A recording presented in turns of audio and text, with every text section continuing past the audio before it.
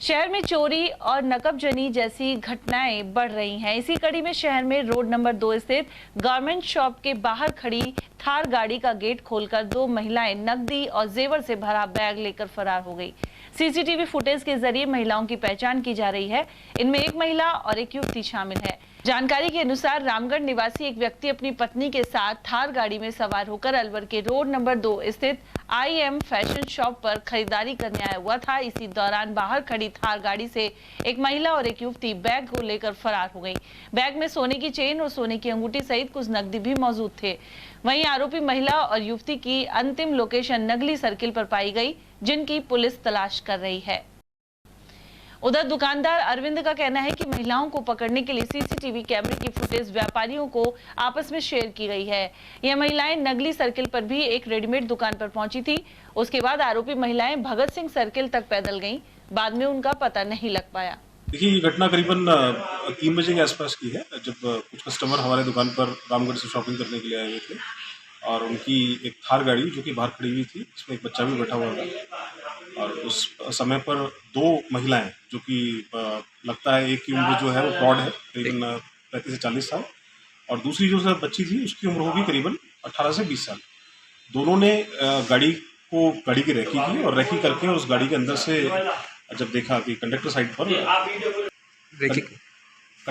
पर पर्स रखे हुए थे, जिसमें दो माँ बेटियों के पर्स थे और उसके अंदर ज्वेलरी के साथ में काफ़ी सारा कैश और उनकी सबकी पर्सनल बिलोंगिंग्स उसमें थी, और जिन्हें वो बड़ी चालाकी के साथ में गेट खोलकर दोनों उसको लेकर पार हुई हैं।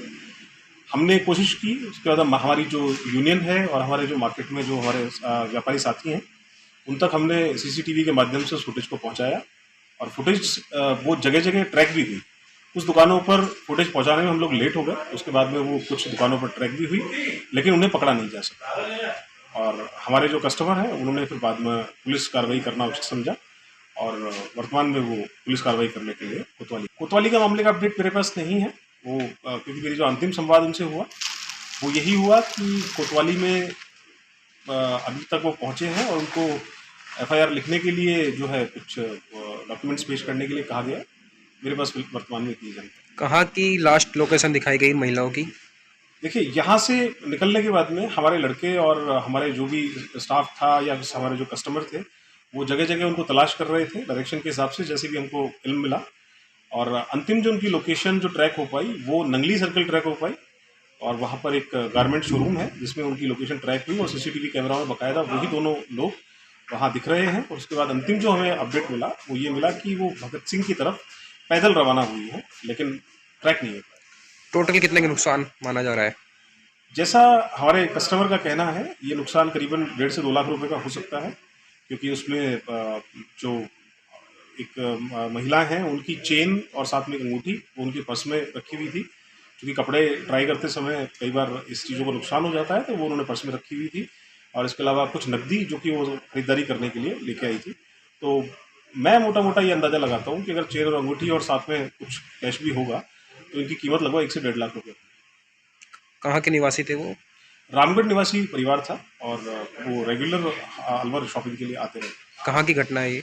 ये घटना IM फैशन रोड नंबर 2 की घटना है, जो कि एक्सिस बैंक के बिल्कुल सामने जो है गारमेंट शोरूम है, ये उसकी घटना है। टोटल कितने लोगों ने रेकी करी, 2 या 3? 2 लोग थे इसमें, जो कि माँ बेटी थी, और संभवतः माँ बेटी थी, और जिसमें एक की उम्र 13 साल से 15 साल के बीच होगी और दूसरी की जो उम्र है वो प्रौढ़, या हम मान के चले 35 साल से 40 साल के बीच में होगी। दोनों ने अपना मुंह ढक रखा था और किसी भी तरीके से उन्हें पहचानना लगभग नामुमकिन था। सिर्फ हम कपड़ों से ही उन्हें पहचान सकते। क्या गाड़ी का शीशा खुला हुआ था जिससे उन्होंने? गाड़ी का शीशा खुला हुआ नहीं था।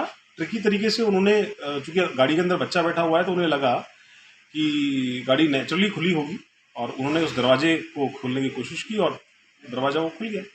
मतलब लोग ताले को कैसे इन्होंने रेकी करी? इसके बारे में मेरे पास सूचना नहीं, इसके लिए मुझे मेरे कस्टमर से पूछना पड़ेगा। वहीं रामगढ़ निवासी सनी ने आरोप लगाया कि जब वे रिपोर्ट लिखवाने कोतवाली पहुंचे तो रिपोर्ट लिखने में आनाकानी की गई।